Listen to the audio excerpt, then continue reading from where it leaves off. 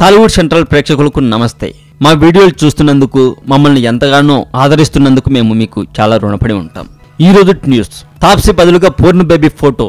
అసలు ఏం జరిగింది? తాప్సీ పన్ను ప్రస్తుతం బాలీవుడ్ లో హవా సాగిస్తుంది.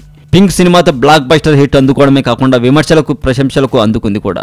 అయితే ఎన్నో ఆశలు పెట్టుకున్న యాక్షన్ సినిమా నామ్ షబానా ఫ్లాప్ అయి డిసప్పాయింట్ చేసింది అని చెప్పొచ్చు.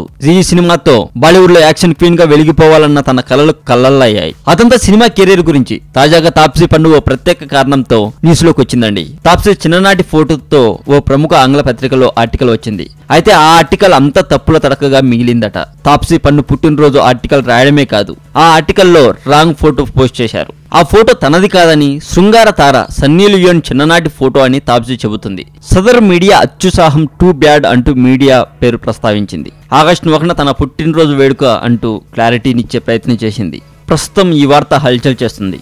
మరింత టాలీవుడ్ సమాచారం కోసం సబ్స్క్రైబ్ చేయండి టాలీవుడ్ సెంట్రల్.